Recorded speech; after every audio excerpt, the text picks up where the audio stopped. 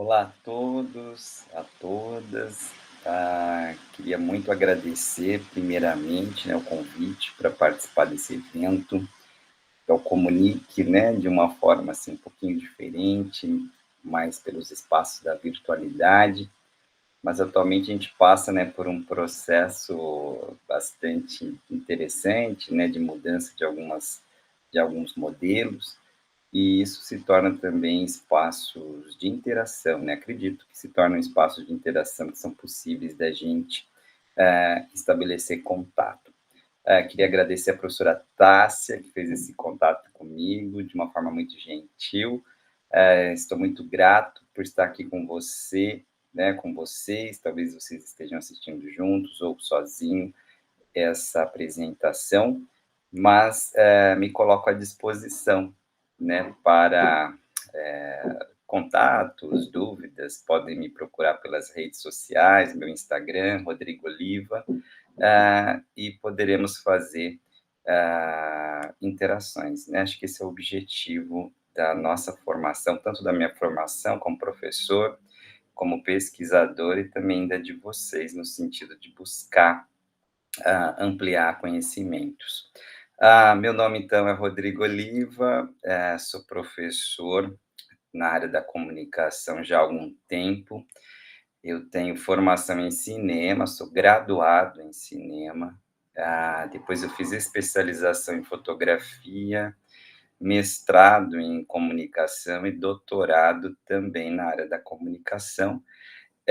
E venho nessa história que já fazem alguns anos, já me formei faz algum tempo, são 22 anos de formação nessa área, de atuação como professor no ensino superior são 20, porque logo que eu me formei eu já comecei a dar aula. E então toda essa formação, né, essa busca de estudos como professor na área de audiovisuais, me levaram a um caminho de pesquisa que eu vou apresentar para você hoje, né, nessa apresentação, nessa breve apresentação.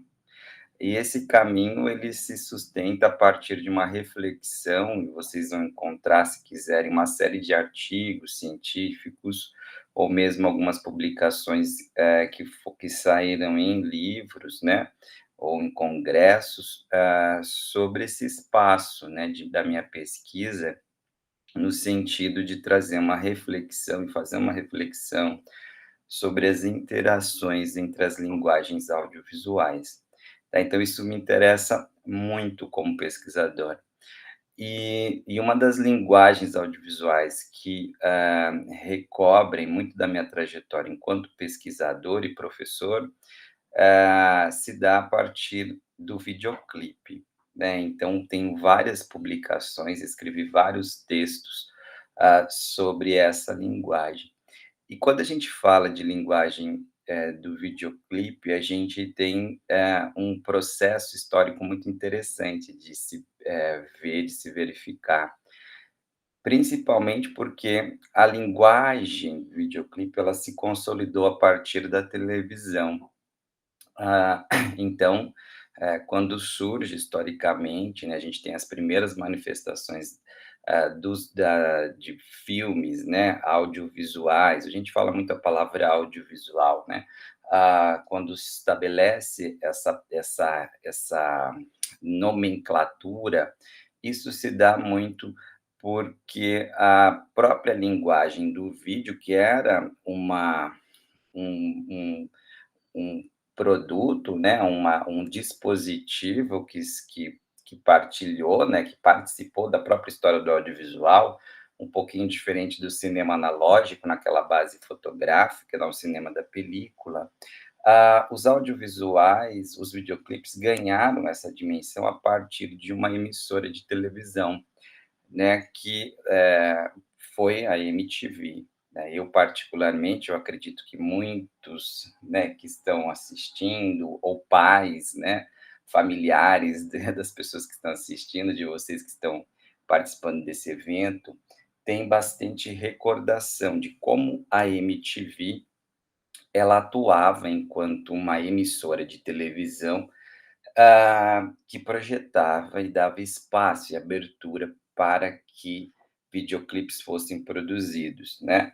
Então, na década de 80, quando surge a MTV nos Estados Unidos e ela vai ter uma, né, uma participação, em vários países, inclusive aqui no Brasil, nós vamos ter uma série de, eh vídeos, né, de produções audiovisuais, né, onde se estabelecia essa espécie, né, de propaganda. É um vídeo que tem uma característica de propaganda, mas num sentido um pouquinho diferente, de apresentar a música, a performance do cantor, da cantora, da banda, e fazer uma espécie de divulgação, né, da produção audiovisual, né, ali da produção fonográfica. Então, ah, era e é hoje atualmente, mas de um espaço diferente, ah, estratégias, né, estratégias de marketing, de mercado para divulgar, determinadas celebridades, né, ou profissionais que trabalhavam no universo da música. E a gente vai verificar historicamente que há todo um desenvolvimento da própria linguagem a partir da MTV, né. Então, no início dos os primeiros videoclipes, eles eram mais videoclipes de apresentação da música, né, assim, uma performance mais da apresentação da música, mas de repente começa a se ganhar algumas dinâmicas estéticas, expressivas, formatos diferenciados, estabelece-se vídeos experimentais. Quando a gente estuda, né, a história do videoclipe, a gente vai verificar essa potência de pensar uma linguagem que tinha muito um caráter de experimentação, né, e tinha um lugar, um fluxo dentro da emissora, né, dentro da MTV de projeção, de apresentação. E esse fluxo, ele era muito parecido com o fluxo que a gente verifica no rádio, enquanto um meio de comunicação, né, porque o rádio tem aquela estrutura, né, de apresentação de músicas, intervalo comercial, músicas, intervalo comercial, né, como se fossem blocos. E a MTV tinha essa mesma estrutura, né, assim, de apresentação de videoclipes que tinham uma relação muito integrada com o tempo da música, e esses videoclipes eram passados, né, ali numa determinada dinâmica com intervalos, comerciais. Então, blocados, né, fragmentados. Então, existia uma dinâmica com relação a isso.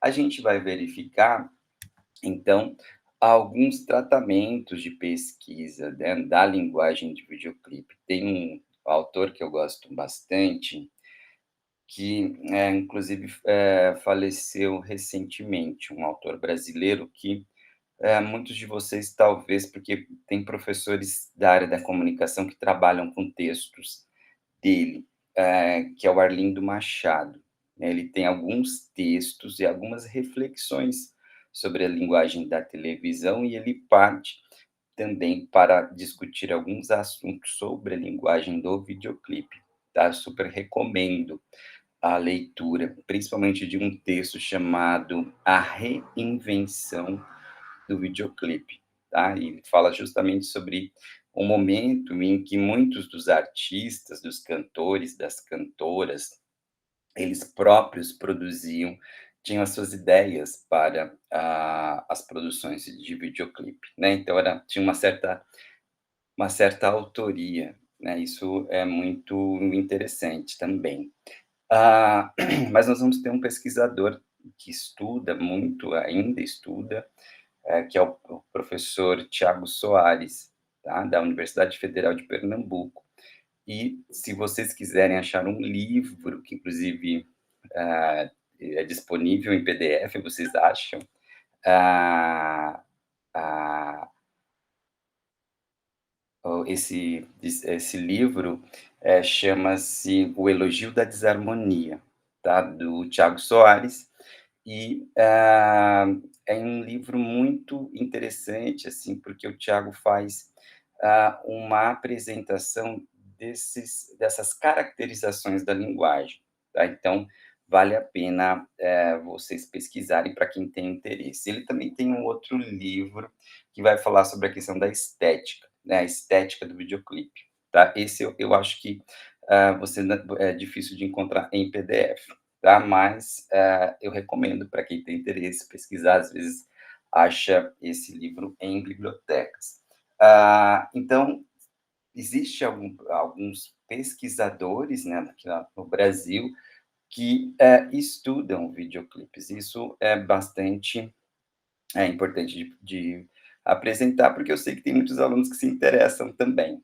Ah, eu particularmente comecei a estudar videoclipes ali por 2010, 2008, por aí, que eu venho, traduzindo, e discutindo essas questões da linguagem do videoclipe, mas eu sempre procurei estabelecer uma relação do videoclipe com a linguagem do cinema, né. Tanto é que publiquei em 2017 um livro, uma obra chamada Interconexões de Poéticas Audiovisuais, onde eu faço uma discussão sobre esses lugares de aproximação dessas 2 linguagens audiovisuais, né, que combinou até com o lançamento de um livro, tá, que, me fez, assim, ficar muito feliz, assim, é muito bom publicar um livro, e atualmente até estou participando, sendo convidado para participar de algumas bancas, às vezes de doutorado, de mestrado, para discutir essas interações. E aí a gente chega num momento, isso eu discuto nesse livro, onde, a partir do momento em que surge a internet, há um certo deslocamento, né, desse espaço, que era um espaço antes muito ligado à televisão, com a MTV, para projeções e, fruições da linguagem do videoclipe dentro das plataformas digitais, né. Então, quando a gente chega nesse momento, algumas estruturas clássicas dessa linguagem, elas acabam se modificando, né, uma delas é o tempo da música. Então hoje a gente verifica várias expressões da linguagem do videoclipe ou videoclipes, né, que são muito híbridos. Então eles abusam, assim, dos recursos que são recursos muito característicos da linguagem do cinema, e eles acabam, assim, virando uma espécie de filme, como se fosse meio que curta-metragem, né. Então, às vezes a gente nem sabe, né, definir se: "Ah, isso é um videoclipe? Será que isso daí é um curta?". Então a gente vai ter várias expressões que, promovem essa dinâmica de interações entre aquilo que era convencionalizado na linguagem do videoclipe, principalmente ligado a esse videoclipe, né, que projetava, e era criado a partir desse tempo exato da canção, para agora expressões que são mais narrativas, que são articuladas mais com, contar histórias, né, com o conceito, até publiquei recentemente um artigo sobre isso, sobre a questão do storytelling, né, como ele entra e se arquiteta também dentro da linguagem do videoclipe. E era muito incomum, os primeiros videoclipes terem esses espaços de narratividade, de uma estrutura narrativa clássica, sempre, assim, tinha uma espécie de vontade de contar uma história, mas sempre essas histórias, na maioria das vezes, claro, ah, elas ficavam meio que abertas, né, rizomáticas. Então a gente vai verificar que a internet, um pouco, ela possibilitou que se expandisse esses aspectos narrativos dentro da linguagem do videoclipe. A gente vai ter várias expressões, né, são várias expressões que, articulam-se a partir desse componente de contar histórias. Por exemplo, tem um videoclipe que eu gosto muito e analiso, inclusive, no livro, que é o Telephone, da Lady Gaga, juntamente com a Beyoncé. E ali a gente vai verificar nesse videoclipe praticamente a ideia de um filme, inclusive, tem toda uma referência estética a um grande cineasta americano, que é o Quentin Tarantino, tá. Então, esse espaço, né, de inter-relações entre as linguagens, propriamente as linguagens audiovisuais, eles acabam se articulando. Então, para quem pesquisa audiovisual, é muito interessante verificar isso, né, porque nós temos, e talvez para quem é mais jovem não se dê conta dessa, desse processo que aconteceu historicamente com relação a essa transição, né, e isso faz parte muito da nossa sociabilidade, né, então porque um sujeito que vivia na década de 90, né, ou até no início dos anos 2000, ah, fruía, né, sentia as coisas de uma forma diferente, ouvia os produtos das mídias de formas diferentes, né. Então, hoje a gente vê isso por outros espaços, por outros vieses. Então é interessante perceber como se articula isso.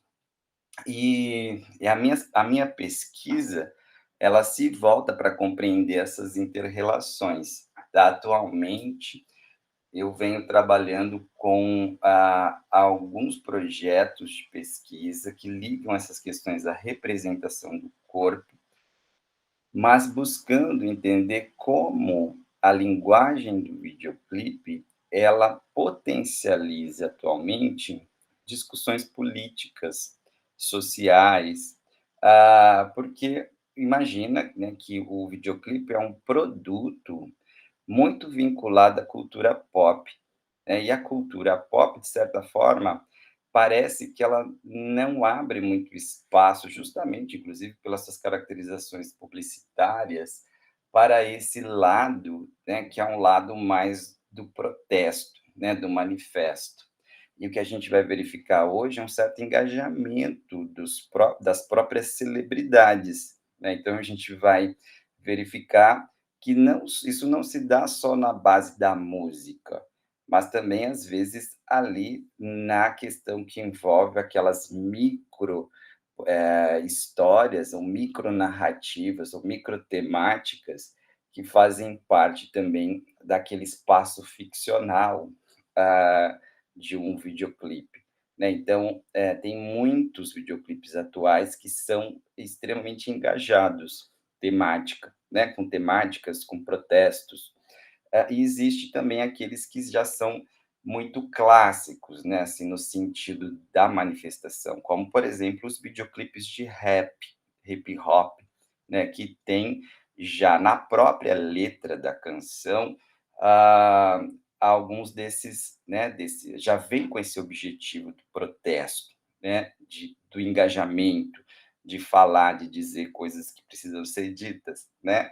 E a gente vai verificar isso, principalmente em algumas expressões, do videoclipe brasileiro, né, não só do videoclipe brasileiro, mas isso, no âmbito geral. E atualmente até estou com um artigo quase pronto para ser publicado. Eu fiz uma análise de um projeto que você conhece, todo mundo conhece, e alunos de publicidade deviam conhecer, alunos de jornalismo também, se não conhecem, porque eu acho um dos projetos mais interessantes dos últimos anos, que é o projeto transmidiático do Emicida, chamado Amarelo, né. Então vocês vão ver ali, por exemplo, né, uma campanha, para mim ele faz uma campanha, né, porque ele vai desenvolver uma série de produtos a partir, né, desse espaço de discussão, ah, da questão que envolve o suicídio, o amarelo, o Setembro Amarelo, mas com, várias reflexões que, são ainda, né, que dentro da nossa sociedade são ainda, precisam, serem ditas. Então a gente vai ver um documentário, nós vamos ver um podcast, nós vamos ter o próprio álbum, nós vamos ter, um videoclipe, né, que é muito interessante inclusive, E é um videoclipe que tem essa caracterização de filme, né, porque nós vamos ter ali várias vozes, né, um início com uma cena, assim, com uma representação fílmica, né, numa voz, over, assim, de um sujeito que nós não identificamos, a gente não vê esse sujeito, a gente só ouvimos a partir da imagens que vão mostrar pra gente, né, e quem assistir esse videoclipe vai verificar isso, discutindo o suicídio, né. E depois a gente vem com uma frase, né, ele traz, assim, na música, Amarelo, uma frase muito forte do Belchior, né, e essa frase vai ser cantada, vai ser dita, né, como um slogan, né. "Ano passado eu morri, mas esse ano eu não morro". Acho que muitas pessoas conhecem, né, eu tenho uma camiseta com esse verso, né. E aí a gente vê essa potência do manifesto. Daí depois a gente vai ter a base da música Amarelo em forma de videoclipe, nesse sentido clássico, com a performance, ah, do cantor, né, do Emicida, mais da Pablo Vittar, enfim, ele faz isso a partir e chama, né, essas vozes, que são vozes que, hoje, atualmente, dizem, né, isso que é muito interessante e importante. Tem muitas vozes que não dizem nada, né, mas essas vozes dizem muito para a gente pensar.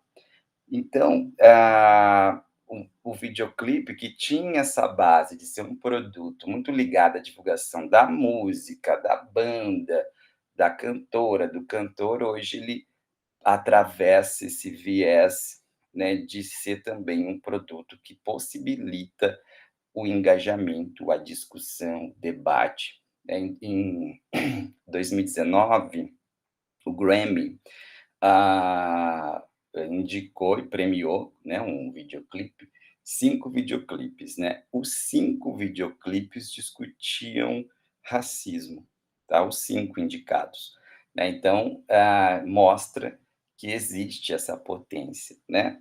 Então é importante verificar isso. Bom, gente, eu tô falando bastante, né, quando eu vou falando de cinema, de videoclipe, eu me empolgo. Eu espero que eu consegui, assim, dar um panorama, assim, do processo da minha pesquisa.